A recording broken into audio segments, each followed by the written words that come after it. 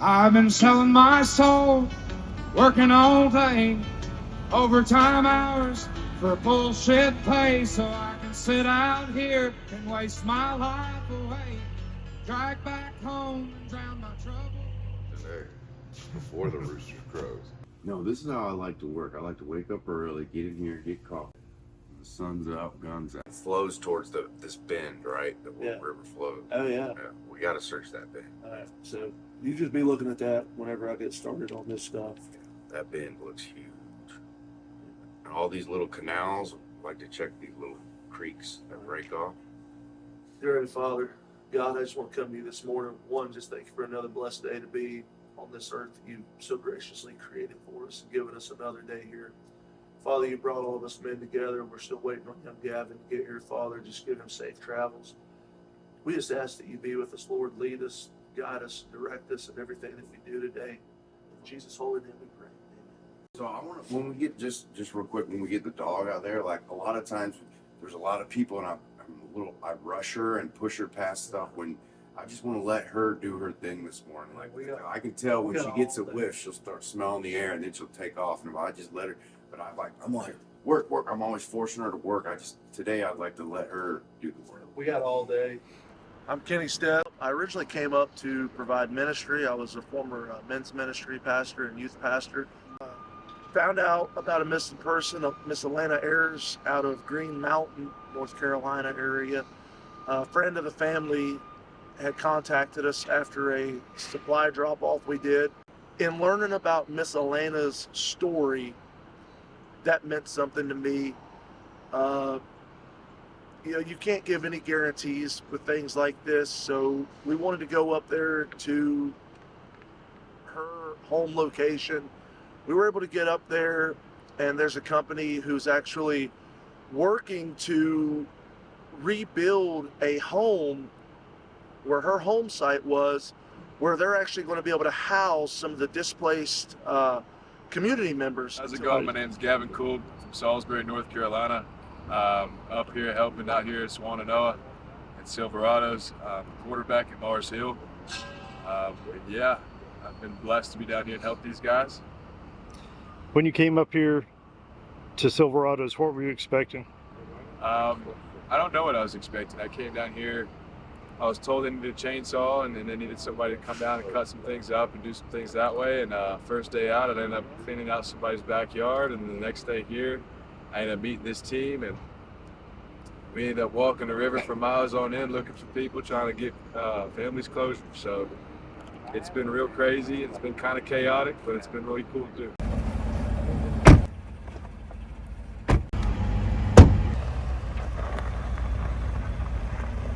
Working all day, overtime hours for bullshit pay, so I can sit out here and waste my life away, drag back home and drown my troubles away. It's a damn shame what the world's gotten to for people like me, people like you.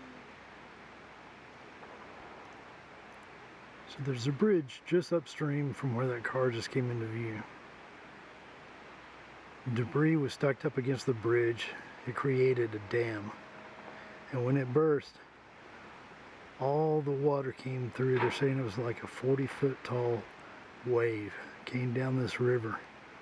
You can see the trees are pointed toward me. It was literally like a tsunami, they said, and the impact force from it was like getting hit by a damn train. It turned the train tracks upside down. And if you can imagine the force that it would take to do something like that.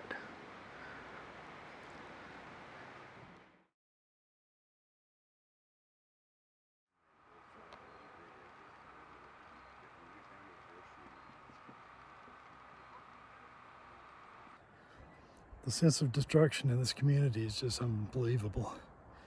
Everybody says it looks like a war zone, and it actually does. Not so much with the buildings. The buildings are gone. The houses that were along the river, we just passed one. I think we saw that, but it's just unbelievable.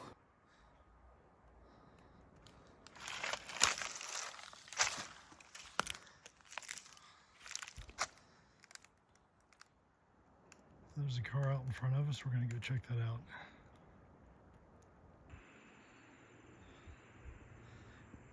Looks like he's been here for a little while. But you never can tell with the way the water was. The mud's up to the middle of the tires. I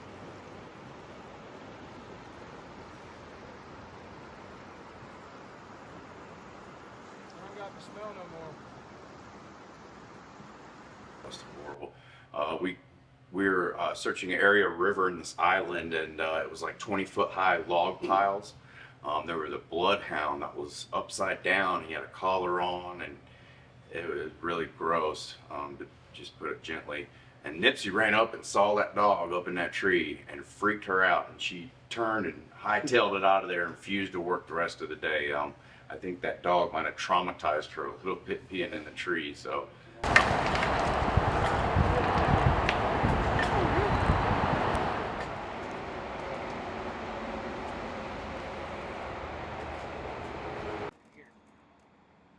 I can smell a trash smell. It smells like trash, you know? Speaking of trash.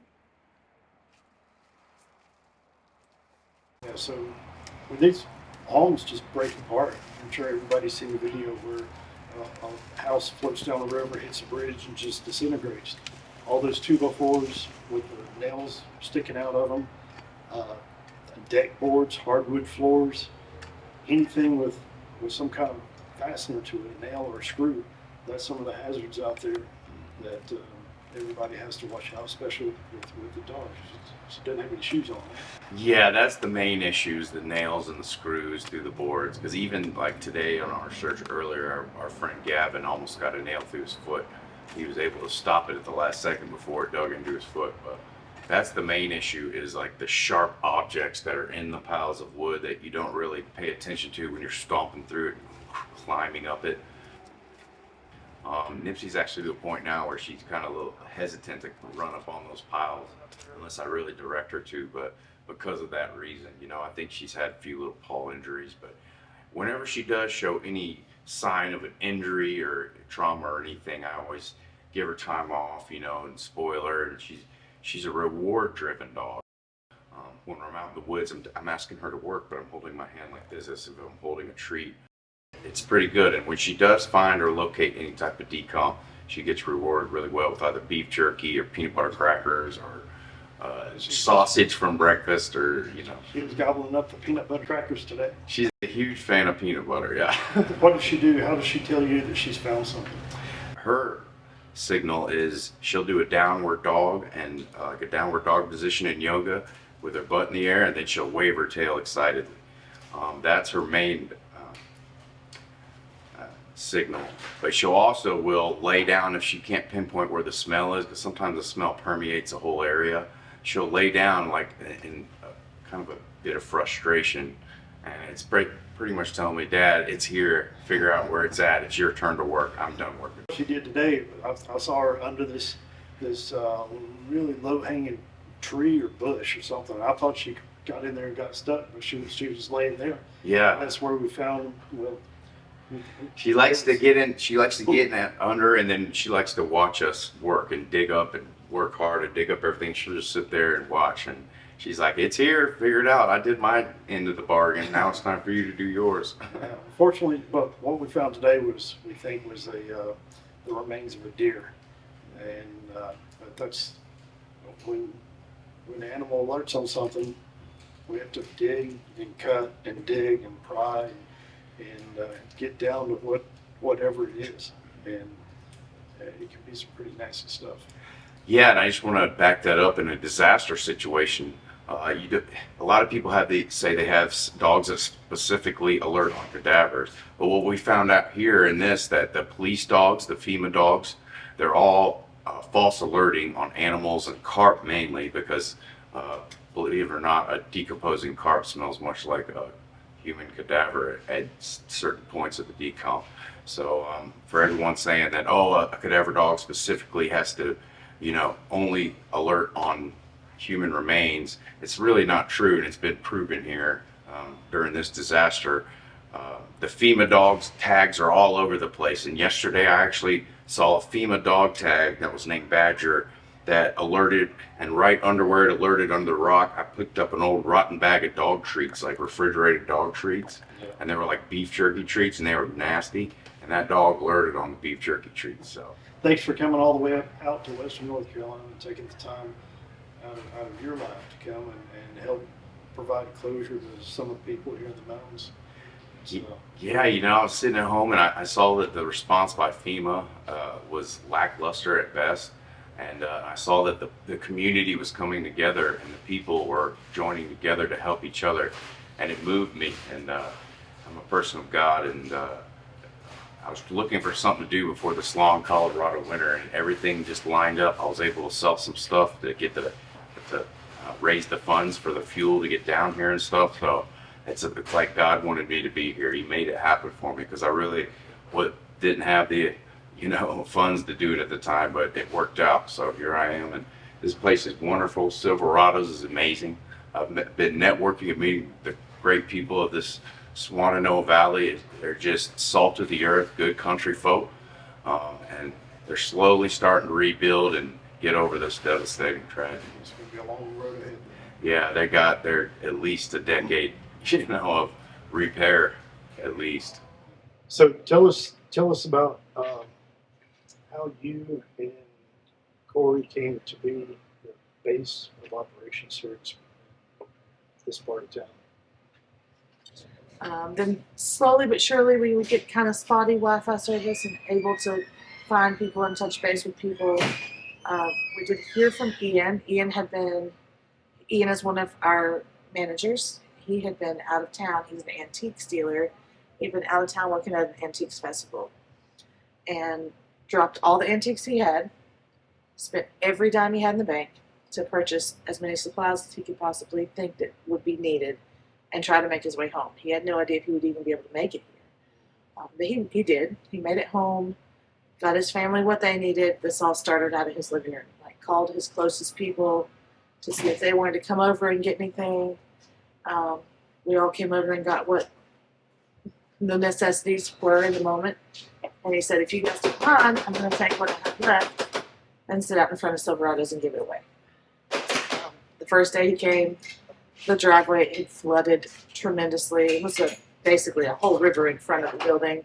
I mean, there were deep gullies. He managed to get his four-wheel drive truck in here, but I don't think anybody else could have driven in here. But they sat out here and they gave stuff away. And as they were giving things away, people would stop and take something and leave something else, or make monetary donations to help. I'm surprised at how many people have showed up and from how far they came. We've had people from, actually based out of your property here. They've come from Texas. They've come from Ohio, West Virginia, and it's just It's been huge. It's every piece of this is important. Every piece of this and the people contributing have played a huge role in it. It started with Ian, and then people started showing up. Within 2 days, we had a grocery store inside the building. There were tables set up with sections, and then within probably another day and a half, we had a warehouse, and we had overflow on the stage. And within another 24 hours, we were having to flip everything to outside so it would be more efficient. But we never asked anyone to come. We never asked for volunteers. We never asked for donations. People just started showing up. Then our chief sponsors, which is Trinity Farms from Black Mountain, Jason and Amy Ward, they have a huge internet presence. They've got a YouTube channel, Psych Ward.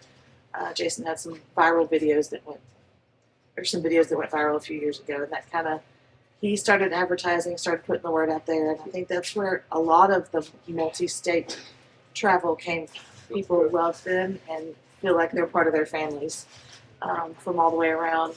So Jason was the face of this, and he's been documenting videos every single day. And then we just got rolling.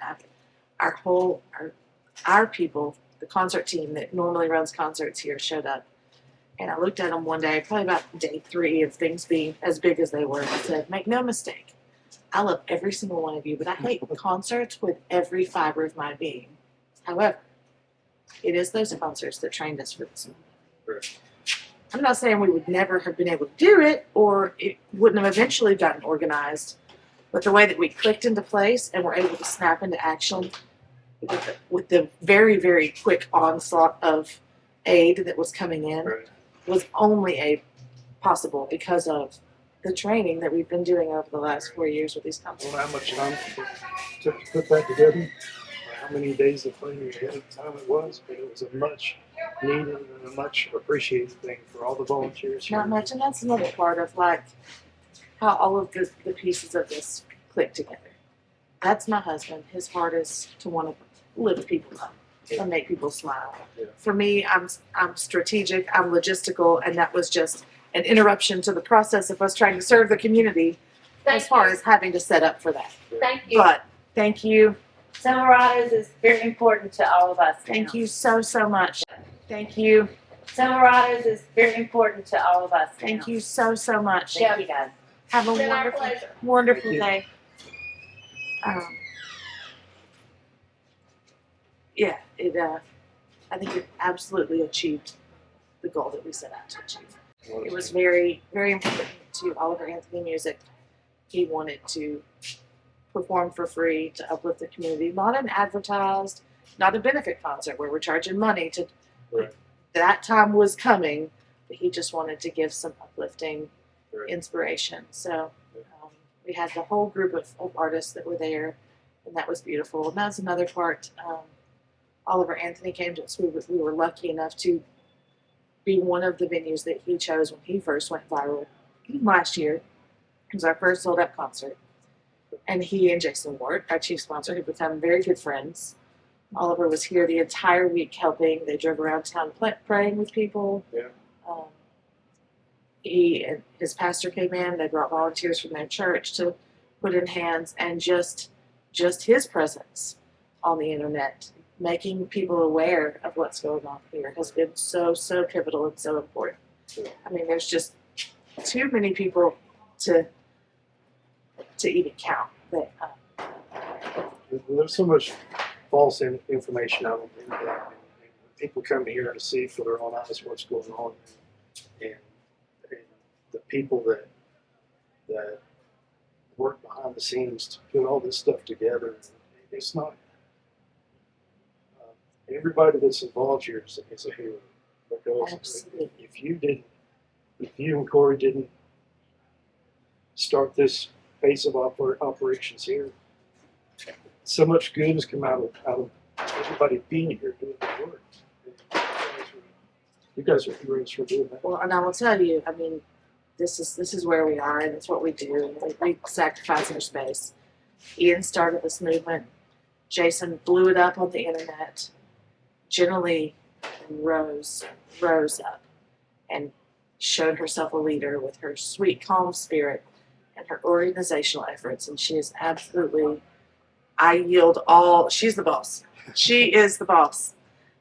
She's done amazing things with just getting the flow of things going and keeping everything organized. So many people said, how did you end up here?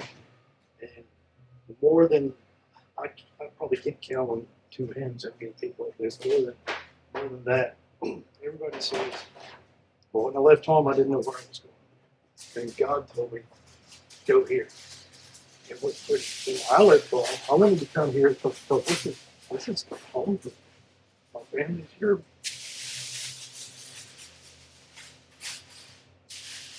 And I didn't know where I was going.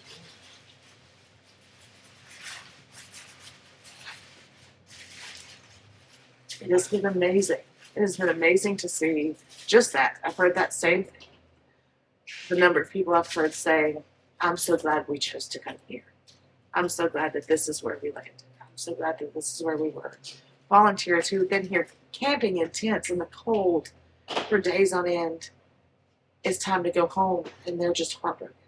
Like, they're like, I know I've got to go home. I know I've got to go to work and pay my bills, but my heart is here. I want to be here helping. It has been the most amazing movement I've ever seen in my whole life. We did just get our 501c3 approved. All right. So we are officially a nonprofit. It is Valley Strong Disaster Relief. There's Corey. So when I came in, when I was on my way down here, I came down from Boston. And the second day of my drive, I still didn't know where I was going to end up. Well, one of my former coworkers is a nurse, and she was down here. She was here, and she said, "Go check out Civil Rights." I said, "Well, I need a place where I can put up my tent." She said, "There's room. Just go see." And she gave me Zeke and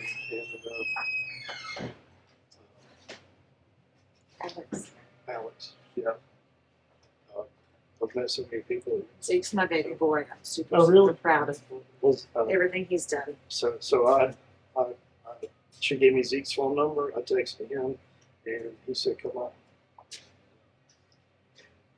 I have to go back home today. And I wish I could stay longer. I could go back to work too. And that's it. I mean, I think we all carry guilt at having to tend to our own personal responsibilities, but that's the reality of the way the world works. Yeah. And I think we have so many hearts and hands reaching in to help out that it's okay. I appreciate it. And thanks for taking the time to. Wish I could just wake up and it not be true, but it is. Oh, it is. We're living in a new world with an old soul. These rich men north of Richmond, Lord knows they all just want to have total control. Want to know what you think, want to know what you do, and they don't think you know, but I know that you do, because your dollar ain't shit, and it's taxed to no end, cause the rich men north of Richmond.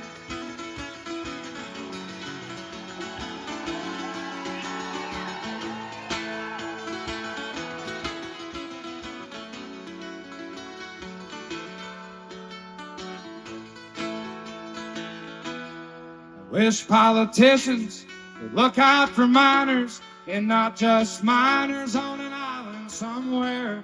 Lord, we got folks in the street, ain't got nothing to eat, and the obese.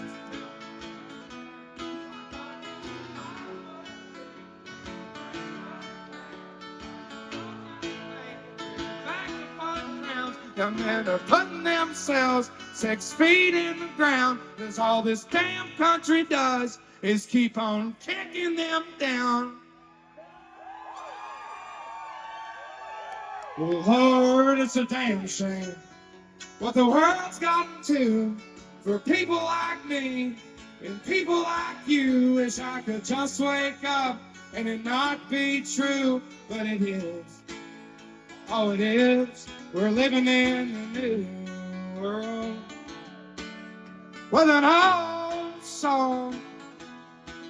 These rich men north of Richmond, Lord knows they all just want to have total control.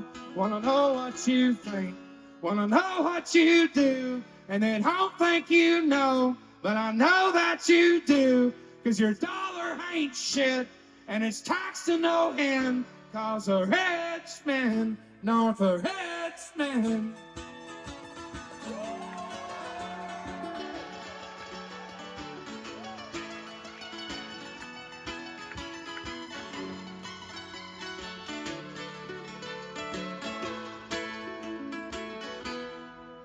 I've been selling my soul, working all day, overtime hours for bullshit pay.